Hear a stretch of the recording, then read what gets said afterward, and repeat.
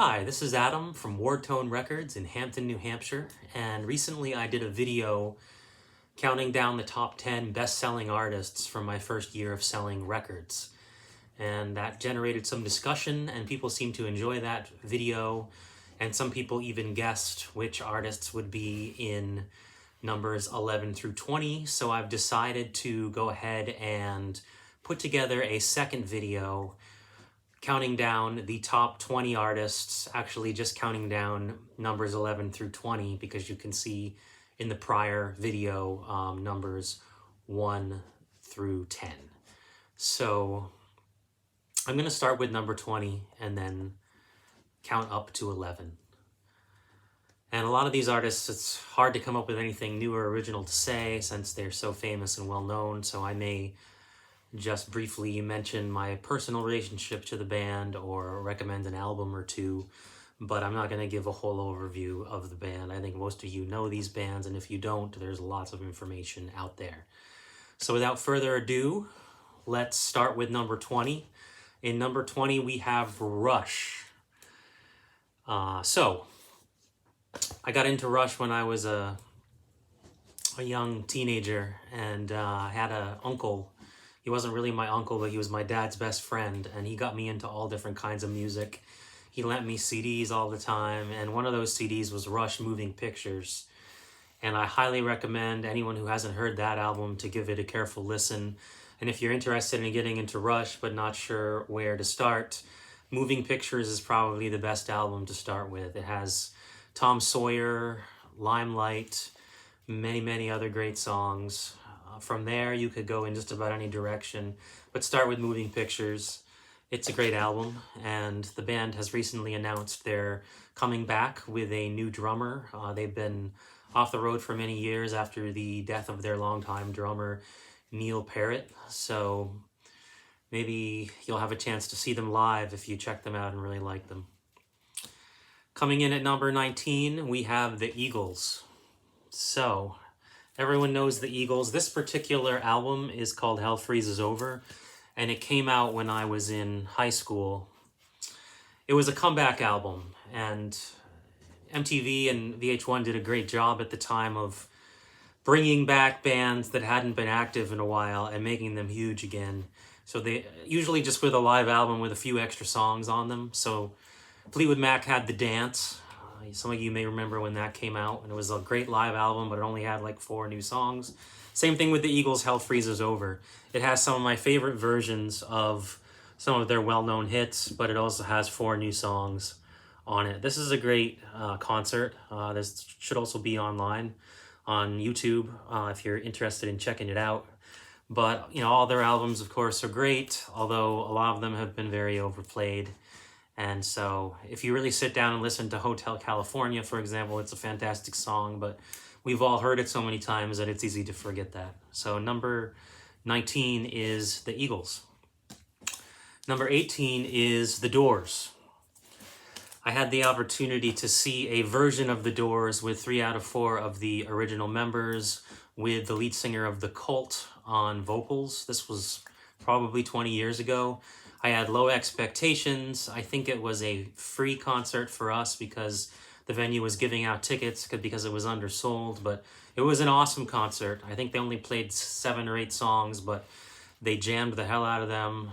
Still fantastic musicians, many decades after their peak, and I really enjoyed the concert. This Doors self-titled debut album is one of the best albums of all time. Again, if you haven't listened to it in 20 years or you got really sick of it, listen to it again. It's fantastic. It's their best work. All their albums are good, but this one is the best. Coming in at number 17, we have Pearl Jam. Again, very close to my heart. When I first got into MTV, Pearl Jam was huge. I loved them. One of the very first CDs I ever got was Pearl Jam 10, which was their first album. And I got the next several albums the day they came out, or at least the week they came out. However, with this one, which was their third album, I believe it was 1994 that it was released, they did something very unusual at the time. They actually released it on vinyl only for the first week. And at the time, vinyl was probably at an all-time low. As CDs came out in the late 80s, vinyl sales dipped. They dipped more and more and more.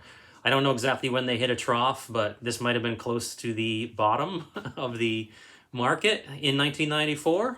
But they really wanted to bring back the format. They're very passionate about it. There's a great song on here called Spin the Black Circle, which is all about spinning records. So they were at a point where they could do whatever they wanted after their first two albums were huge hits. And I find it interesting that they didn't release any music videos from this album, but they decided to release it on vinyl first to, I think, drum up some interest in the format, which was pretty cool. Number 17, Pearl Jam. Next, we have number 16, AC/DC. So, what can I say? I mean, I think AC/DC is music, if you put it on and there's a really young kid there that can hear it, they immediately get it. They immediately bounce to it.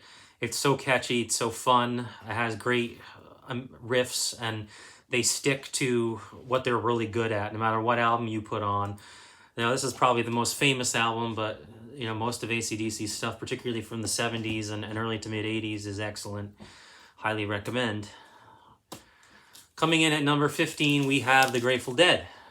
Grateful Dead, of course, has a cult following that needs to have every record. I've been into them again since high school. I started with the Skeletons from the Closet, which was a compilation of just some of their bigger songs from the 70s. As soon as I got into their live albums, I really fell in love with them. First it was Dead Set, which I liked a lot, and then Without a Net is probably the next one I got, and that completely blew the floodgates open into my mind. I was just amazed at how intricate their music was, how layered, how much interplay there was between the different instruments, especially with two drummers and two guitarists, the unique ways that Bob Weir's guitar kind of cycled and circled and weaved in and out of Jerry Garcia's leads and created kind of the perfect counterpoint to it. I'm definitely a big fan. I know a lot of their shows were hit or miss, but when they were on, they were really on fire. If you're not that into jam bands or into long instrumentals, but you love folk music, you love Americana, you love great songs, this is a fantastic album to start with. It's called American Beauty.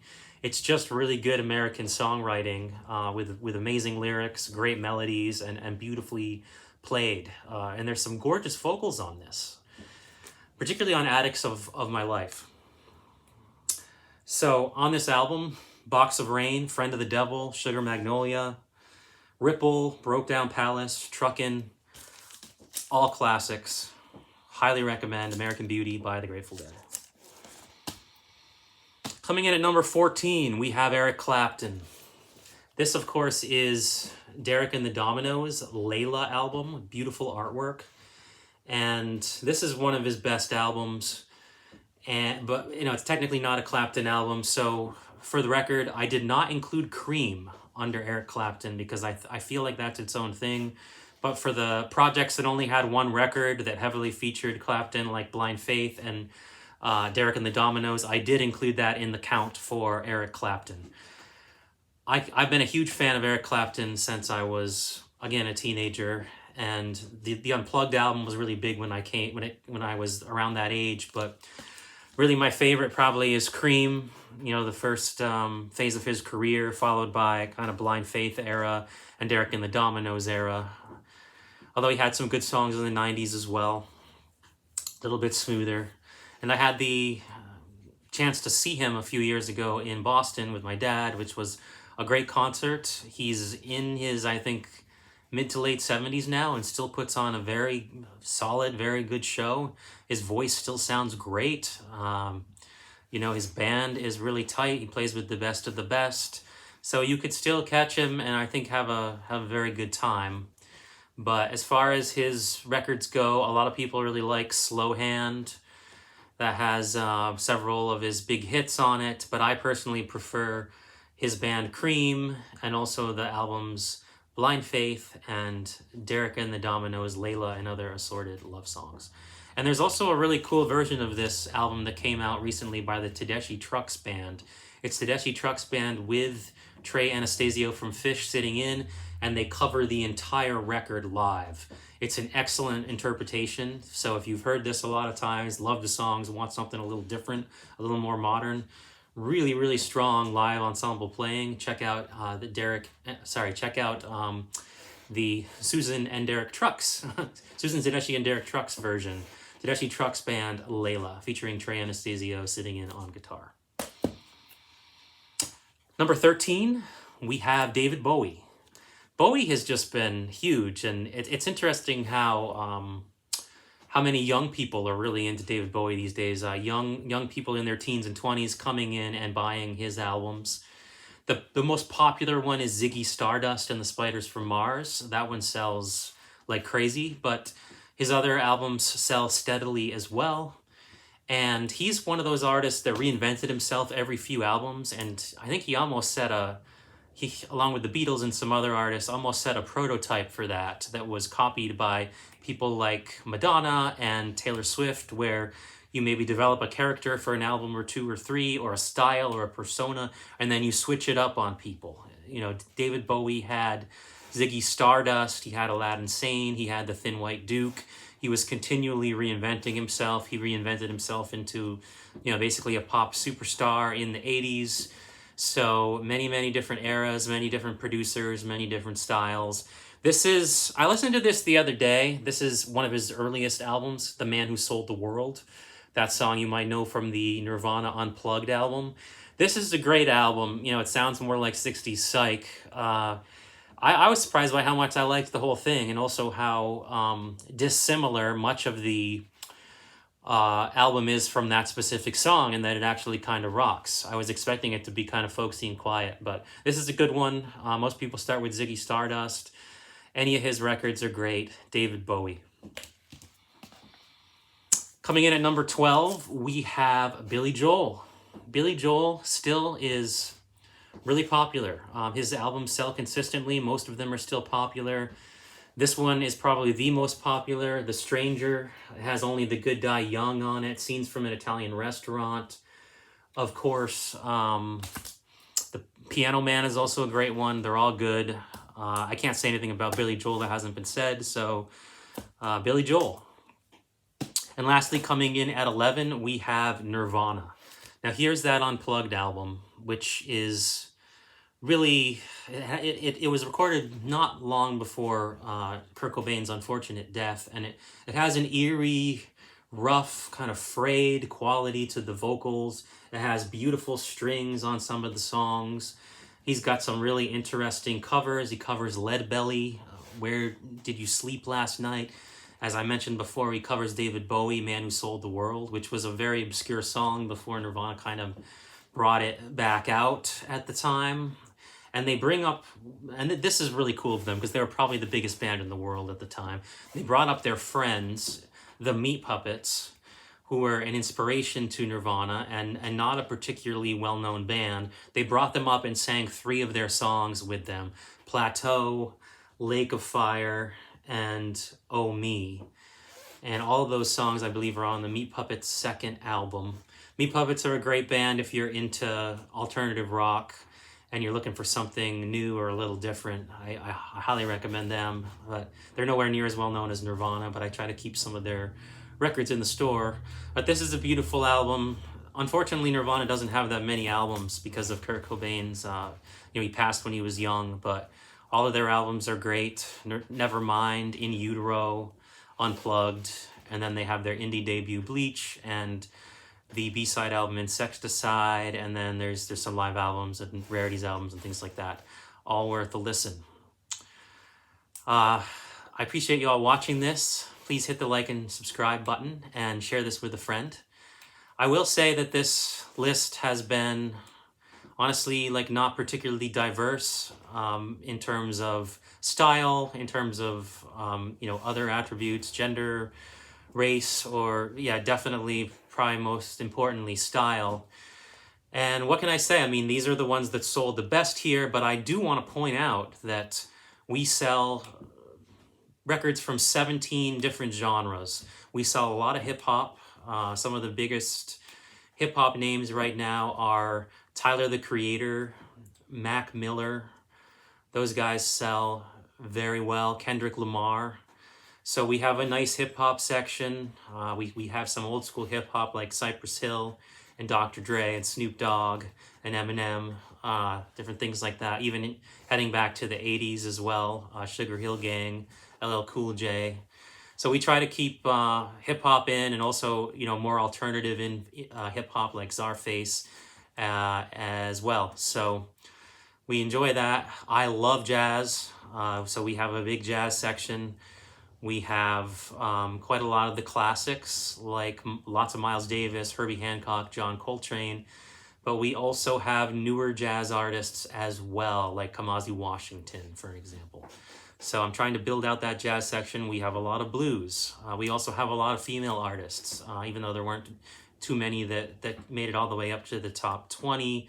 We promote and enjoy and love our female artists here. Taylor Swift made it in, but we also sell everyone from Joni Mitchell to Sabrina Carpenter to Tracy Chapman to 10,000 Maniacs and Natalie Merchant and all kinds of stuff. So those tend to sell well too, but just not quite into the top 20. And another style that hasn't really made it much into the top 20 is country folk and Americana, but we have a very wide range of that type of music as well. And a lot of new and old artists sell well here, like Casey Musgraves. We definitely sell a fair bit of that sort of thing, and we also dip back to, of course, Johnny Cash and folks like that. So thanks again for watching, and hope to see you around the store sometime soon, and talk to you later. Thanks. Bye.